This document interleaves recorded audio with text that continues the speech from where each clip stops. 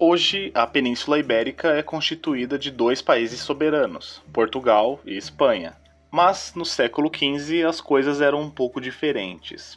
Neste tempo, Portugal já existia como um país independente, mas o que hoje a gente conhece como Espanha estava retalhada em 4 diferentes reinos. 3 deles cristãos, Castela, Aragão e Navarra, e no extremo sul, o reino Nasérida de Granada, último reduto muçulmano na península que eles conheciam como Al-Ándalus, mas que só se mantinha independente graças aos tributos que pagava a coroa de Castela. O grande desígnio dos protagonistas deste vídeo será o de preparar a união de todos esses reinos peninsulares, com exceção de Portugal, sob uma única monarquia. A nossa história começa com um casamento de 2 jovens de 18 e 17 anos em 1469. Se trata de Isabel de Castela e Fernando de Aragão, que futuramente seriam conhecidos conjuntamente como os Reis Católicos. Ambos pertenciam à mesma casa real, a dinastia Trastâmara, que governava tanto Castela como Aragão. Isabel era meia-irmã do rei de Castela, Henrique IV, e, de acordo com um tratado firmado em 1468, ela deveria ser a herdeira da coroa de Castela. Já Fernando era o segundo filho do rei de Aragão e, como tal, era o segundo nome na linha sucessória deste reino. Porém, embora os dois reinos compartilhassem da mesma dinastia, as relações entre eles não eram das melhores. De modo que, ao saber da notícia do casamento entre Isabel e Fernando, Henrique IV rompe o acordo que faria de Isabel a sucessora do trono de Castela e revoca o testamento a favor de sua filha Joana como herdeira, instaurando assim uma crise sucessória na coroa castelhana. A disputa era agravada pelo fato de Henrique ser um rei muito débil, pois não sabia fazer frente à poderosa aristocracia castelhana. Para piorar a situação, a nobreza havia propagado rumores de que o rei era estéril e, portanto, não podia ter filhos. Logo, acusavam de bastarda a princesa Joana e que seu verdadeiro pai era na realidade Beltrán de la Cueva, pelo que a pobre princesa foi apelidada pejorativamente Joana a Beltraneja. Dessa maneira, com a morte do rei em 1474, se inicia uma guerra dinástica entre os partidários de Dona Joana, apoiada por Alfonso V de Portugal, que inclusive se casa com a jovem princesa para defender seu direito ao trono, e os de Isabel, apoiados por Aragão. O dia D dessa verdadeira guerra civil teve lugar na Batalha de Toro, em 1476, e podemos dizer que o destino das armas sorriu a Isabel, pois embora alguns considerem que houve um empate, do ponto de vista político, essa batalha conduziu ao reconhecimento de Dona Isabel como rainha de Castela, como de fato ela já havia se proclamado 2 anos antes, logo após a morte do rei. Os acordos de Alcáçovas em 1479 vieram para selar definitivamente esse reconhecimento, ao mesmo tempo que promovia uma fraternidade com Portugal através da maior arma política da época, propostas de matrimônio. Nesse mesmo ano, Fernando assumiu o trono de Aragão, sucedendo a seu pai João II. Com isso, no momento em que Isabel e Fernando conquistam a coroa de Castela e Aragão, respectivamente, estava consumada a primeira etapa de união dinástica entre os dois reinos. Porém, a união nacional ainda era muito incipiente. Os dois reinos possuíam diferenças culturais marcantes, dentre elas linguísticas, sendo que até hoje esse processo da formação da identidade cultural espanhola ainda não foi plenamente concluída. Ademais, se respeitava a independência e a fronteira de ambos os países. A integração econômica era praticamente irrelevante e, tirando a coroa, não havia nenhuma instituição em comum. Portanto, havia ainda um longo caminho pela frente.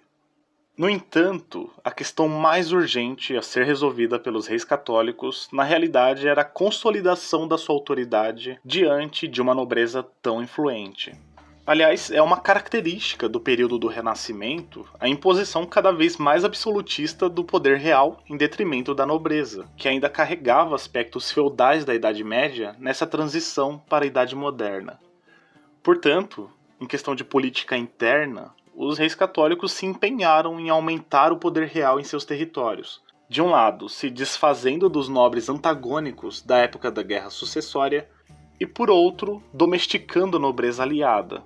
Além disso, tomaram medidas a fim de melhorar a arrecadação eficaz de impostos, atribuíram um papel mais relevante aos corregedores nas cidades e criaram uma espécie de polícia primitiva que dava conta de manter a ordem social, a Santa Irmandade. É importante ressaltar ainda que tais medidas tiveram mais sucesso em Castela do que em Aragão, uma vez que o reino aragonês contava com regiões acostumadas a ter um alto grau de autonomia, e por isso resistiram de forma mais enérgica a aceitar a centralização de poder promovida pelos reis católicos. Como a unidade religiosa era um fundamento muito importante aos olhos de Isabel e Fernando, logo após de consolidarem seu poder político, em 1482, eles já presumem ter a força necessária para concluir a reconquista, o que significava, nesse caso, conquistar o Reino de Granada. A primeira fase do conflito consiste numa espécie de guerra de guerrilhas, mas a partir de 1487 se define por fim uma estratégia de conquista de cidades. A resistência muçulmana foi muito dura, por se tratar de uma região da Espanha muito montanhosa e muito povoada. Entretanto, o que facilitou a campanha cristã em Granada foi o fato do reino na Cérida padecer de graves conflitos internos, sendo que neste tempo havia se instaurado uma guerra civil no âmago de seu poder, entre o sultão Muley Hassen e seu próprio filho, Boabdil. Fernando, que possuía um dom político muito aguçado, manobrará habilmente entre eles e conseguirá a entrega de Granada em 1492. A rendição da cidade de Granada em 1492 marcou o que nós podemos considerar como o auge do reinado. A derrota de 711, quando os muçulmanos invadiram e conquistaram quase toda a Península Ibérica, tinha sido finalmente revertida por completo.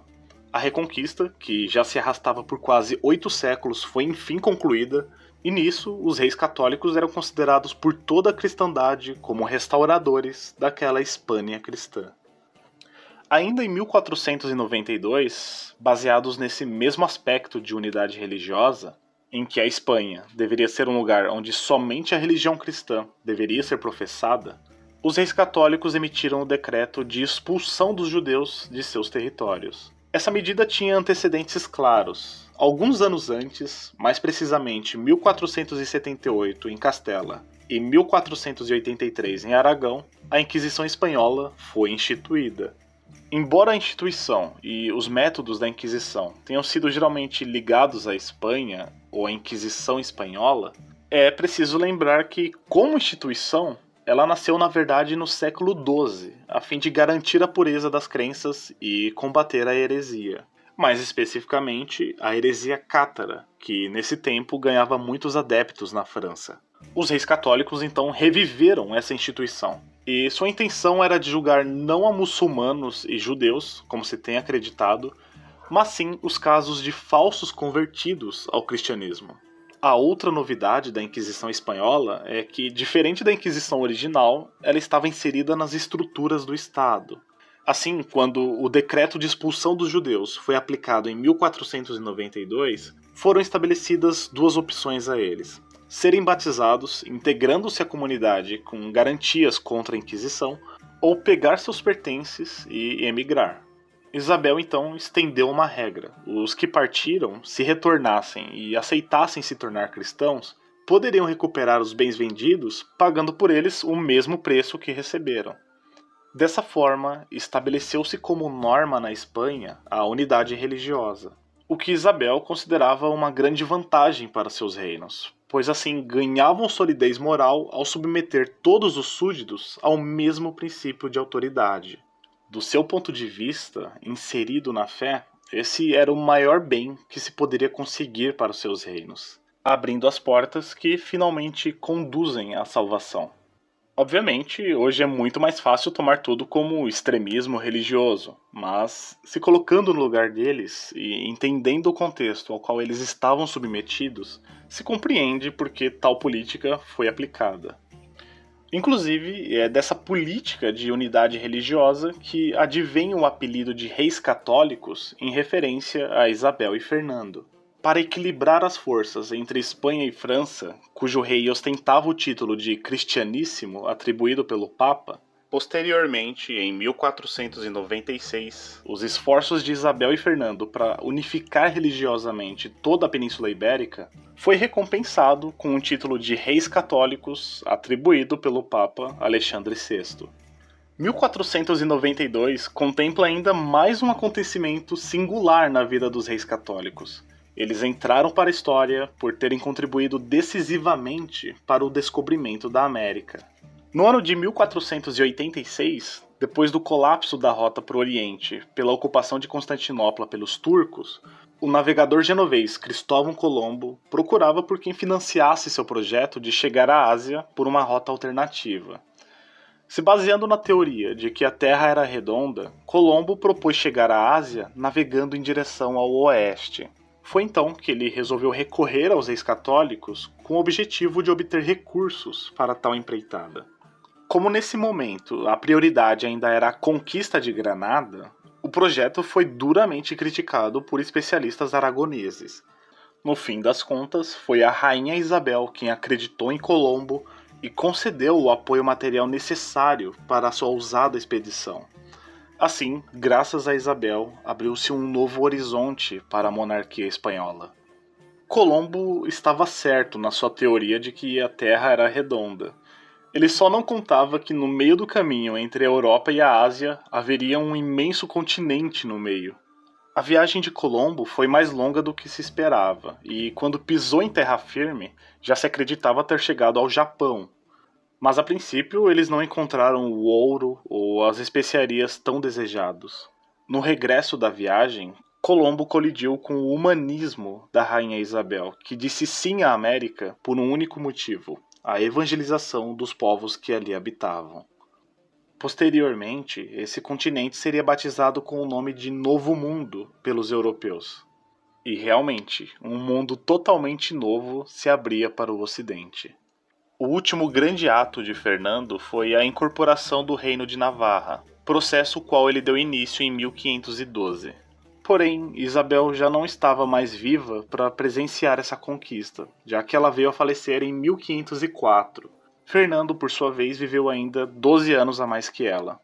Com a morte de Fernando em 1516, aquele mosaico de reinos inimigos e dilacerados por conflitos internos, que era a península 40 anos antes, havia sido reduzido a apenas duas grandes potências. Portugal, exaltado por suas companhias marítimas, suas possessões africanas e seu comércio ultramarino, e o que se passou a se chamar Espanha, nome aplicado desde tempos remotos a toda a Península Ibérica, e que passaria agora a referir-se ao conjunto de diferentes reinos governados por uma única monarquia. E foram justamente os reis católicos que lançaram as bases para que no futuro o seu neto, o grande imperador Carlos I, herdeiro das coroas de Castela e Aragão ao mesmo tempo, unificasse o território espanhol sob a autoridade de um único soberano. Mas isso já é assunto para um próximo vídeo. No mais, like se gostou, se inscreve no canal e ativa o sininho aí para não perder os próximos conteúdos. Comenta aí embaixo também a sua opinião, a sua sugestão ou a sua crítica construtiva. E se você estiver disposto a colaborar ainda mais com o canal, você tem a opção de se tornar membro, que é uma função de financiamento direto. Então, caso não vá te fazer falta e você acha que esse tipo de conteúdo aqui te agrega em algo, se torne membro, pois essa é uma ferramenta muito importante para quem quer apoiar a mídia alternativa, fechou? Nós já temos alguns apoiadores, os quais eu agradeço muito pela força, de verdade. Os nomes deles estão aparecendo aí na tela. Muito obrigado, um grande abraço, fica com Deus e até o próximo vídeo. Eu fui.